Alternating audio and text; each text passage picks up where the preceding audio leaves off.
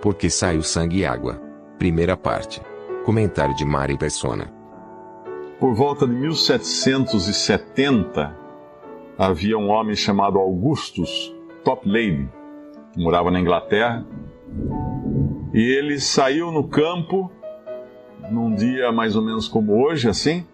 O céu começou a se escurecer, os raios começaram a cortar o céu e ele estava num lugar completamente descampado e não tinha para onde correr. E ele então ficou apavorado e quando ele olhou, ele viu uma rocha, uma grande rocha. Eu vi inclusive a foto dessa rocha na internet. Uma rocha meio comprida assim, e ela tem um rasgo bem no meio, formando uma pequena caverna, uma pequena entrada. E ele correu ali, ele se escondeu nessa brecha da rocha, nessa fresta da rocha. E ali, enquanto os raios cortavam para todos os lados, a chuva caía em volta, ele estava totalmente protegido, totalmente seguro, e ele foi inspirado a escrever um hino, que é famoso até hoje, a gente chama de Rocha Eterna, aqui na língua portuguesa. No inglês o nome é Rock of Ages. E é interessante que quando você traduz um hino, ele perde muita coisa. Esse hino, a letra em português, não fala exatamente o que ele quis dizer. Porque na letra original é mais ou menos assim: rocha de eternidade aberta para mim, deixe-me esconder em ti. Deixe que a água e o sangue de teu lado ferido flua. Seja a dupla cura para o pecado, e me salve da ira e me purifique. Aqueles que conhecem o hino sabem: rocha eterna, meu Jesus, que te abriste em tua cruz. Em português é mais ou menos assim. Mas ele fala uma coisa interessante aqui, que a água e o sangue que fluíram do teu lado ferido, o lado que o soldado furou com a lança, sejam a dupla cura para o pecado, que me salve da ira, por um lado, e me purifique, por outro. Duas coisas. E quando nós abrimos na passagem que o inspirou a esse hino, é João capítulo 19, nós vemos de onde ele tirou a ideia para escrever a letra de Rocha Eterna. João capítulo 19, versículo 31. Os judeus, pois, isso aqui é a cena da crucificação de Jesus, ele está crucificado, de cada lado dele existe um meliante, né, um criminoso, que foi crucificado, um de cada lado de Jesus. Um deles se converteu, ali na última hora, um deles reconhece os seus pecados e crê no Salvador e pede para Jesus lembrar-se dele. E o Senhor promete a ele, assegura a ele, garante que naquele mesmo dia eles estariam juntos no paraíso. Esse foi uma certeza, esse homem morreu com a certeza de que estaria logo em breve, já ali depois, encontrando-se com Jesus no céu.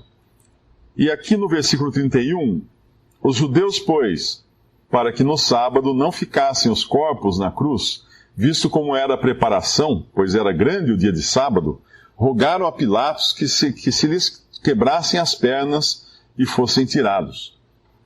Os judeus têm a sua própria maneira, que os religiosos, de interpretar a lei dada por Deus a Moisés, a lei que foi dada por anjos a Moisés.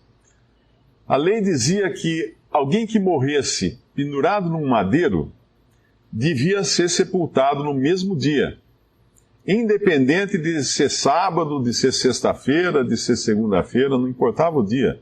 Independente de ser Páscoa, véspera da Páscoa ou não, era para ser sepultado no mesmo dia. Porém, eles têm agora um escrúpulo adicional, dizendo que eles precisariam fazer isso, pois era a preparação, era o grande dia do sábado, e era a preparação da Páscoa. A religião, ela sempre toma uma série de cuidados, inventa inclusive, quando eu falo religião, é a tentativa de tornar o homem melhor para ele se tornar aceitável a Deus. Isso é religião. A palavra religião vem do latim religare, que é religar com Deus. Mas normalmente, no sentido religioso, é você tentar se tornar melhor para Deus olhar para você e falar assim, agora tá quase no ponto, pronto, agora tá bom. E leva você para Ele. Isso é a religião. E a religião, então, tenta fazer as coisas do seu próprio meio. E aqui, os judeus faziam isso também com a lei, distorciam a lei. Eles nem imaginavam que eles estavam matando um inocente. Eles são tão criteriosos com a sua religião que estão totalmente, completamente cegos para o fato de estarem matando o inocente, que é Jesus, baseado na afirmação que ele fez de ser o Filho de Deus e de ser o Rei dos judeus. As duas afirmações de Jesus, que eram verídicas, eles tomam isso como a prova do crime dele, que nada mais foi do que ele falar quem ele realmente era. O Rei dos judeus, o Messias prometido e o Filho de Deus. E eles estão então assassinando um inocente, mas fazendo isso tudo dentro dos seus próprios preceitos religiosos e parecer uma coisa que está sendo feita corretamente. E aí, para que os três crucificados não fiquem na cruz, porque era o grande dia do sábado para eles não podiam deixar, eles fazem o quê? Quebram as pernas de um, depois quebram as pernas de outro. Na verdade, eles queriam o quê? Apressar a morte desses condenados. Porém, eles não fazem o que normalmente se faria, que era dar uma pancada de misericórdia na cabeça, né? Para a pessoa morrer rapidamente. Não. Eles quebram as pernas para que eles agonizem, para que seja mais ruim a morte. Para que eles não consigam mais se apoiar nos próprios pés, eles ficam pendurados, o diafragma não consegue trabalhar, o pulmão não consegue se encher de ar, e eles vão morrendo asfixiados, sem conseguir tomar fôlego, sem conseguir respirar. E eles fazem isso com o primeiro criminoso, fazem isso com o segundo criminoso, mas quando eles chegam em Jesus, no versículo 33, mas vindo a Jesus e vendo-o já morto, não lhe quebraram as pernas. E no versículo 36 diz, porque isso aconteceu para que se cumprisse a escritura que diz, nenhum dos seus ossos será quebrado. Aqueles judeus que um dia escutaram João Batista apontar para Jesus e dizer assim, eis o Cordeiro de Deus que tira o pecado do mundo. Eles em momento nenhum fizeram a ligação do que está acontecendo agora na cruz com aquilo que aconteceu em outra Páscoa dos judeus lá no Egito, 2000 anos antes, acho que é isso mais ou menos, 1000 e tantos anos antes, quando eles estavam prisioneiros de Faraó, prisioneiros dos egípcios, escravos dos egípcios, e Deus instituiu a Páscoa e mandou que cada família matasse um cordeiro, passasse o sangue na beirada da porta, na ombreira da porta, e ficasse dentro da casa, porque o anjo do Senhor iria passar sobre o Egito naquela noite, e onde ele visse o sangue, ele ia passar por cima. Aí a palavra Páscoa significa passar por cima. Ele ia passar por cima da casa que ele visse o sangue, porque alguém já tinha morrido ali. No caso, o cordeiro substituto. E aí, quando chegasse numa casa que não tinha sangue, ele ia então, o anjo do Senhor ia matar, ia ferir e matar o primogênito da família. Essa foi a primeira Páscoa. Mas quando Deus ordenou que eles matassem o cordeiro da primeira Páscoa, Deus falou assim para eles, vocês não vão quebrar nenhum osso do cordeiro. Vocês vão matar o cordeiro, derramar o sangue, depois vai assar o cordeiro no fogo, mas não quebrem nenhum osso. E aqui nós vemos cumprindo isso. Nenhum osso foi quebrado. Jesus foi sacrificado, o Cordeiro de Deus foi sacrificado exatamente como Deus tinha ordenado na Páscoa, e os judeus não estão percebendo que eles estão sendo instrumentos para cumprir a profecia. Eles chegam a Jesus está morto já. Por que ele está morto? Porque ele deu sua vida. Ele não morreu de fraqueza, dos machucados, dos ferimentos, de cansaço. Não. Chegou um momento, ele pegou e simplesmente entregou o Espírito a Deus. Uma coisa que nenhum de nós tem poder de fazer. Ele tinha esse poder, ele falou que tinha esse poder, antes ele fala isso, que ele tinha o poder de dar a vida e de tornar a tomá-la se ele quisesse. E ele usou o poder de entregar a vida.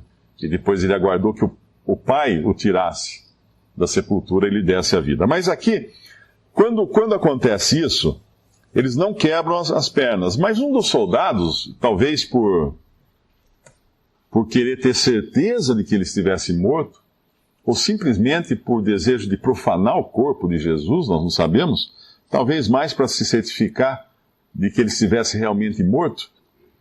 No versículo 34 diz que, contudo, um dos soldados lhe furou o lado com uma lança, e logo saiu sangue e água.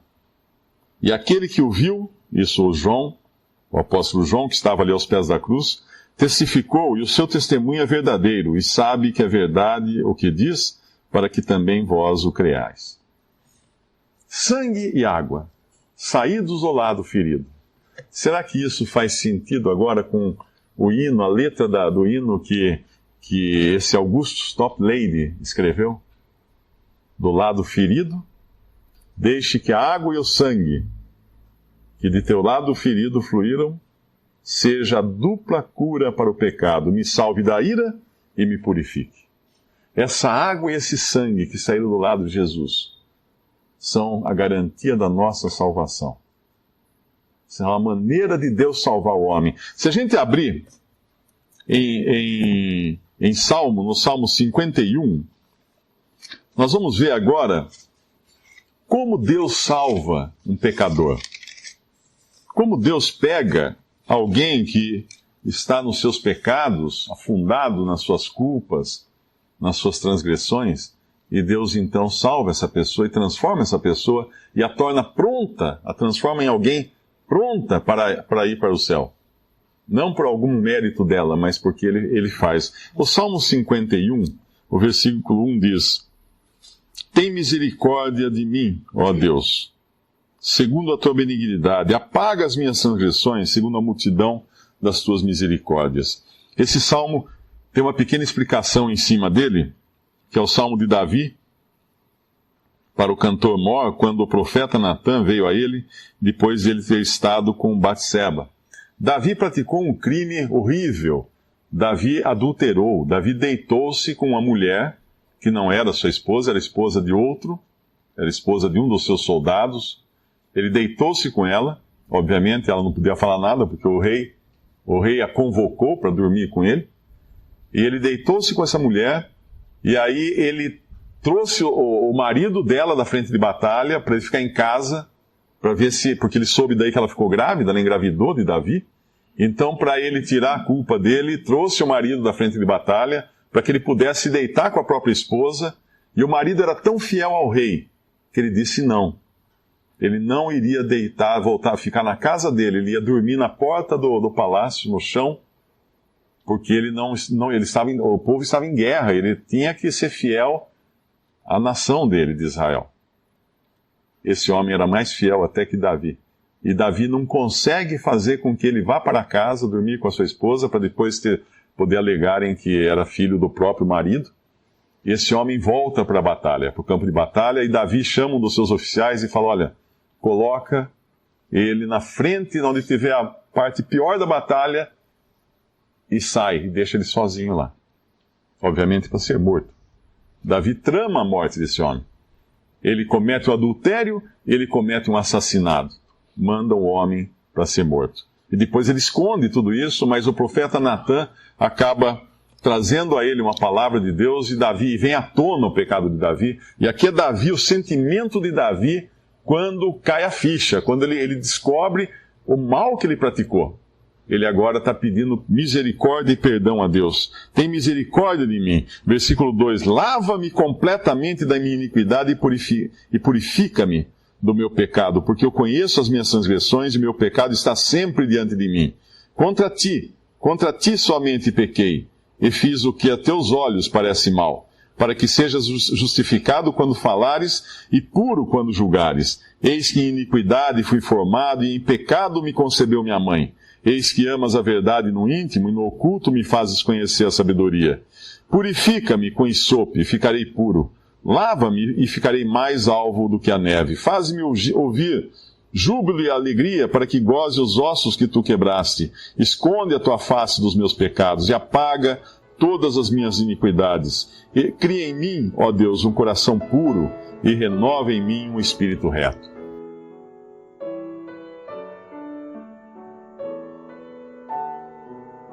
Visite Respondi.com.br.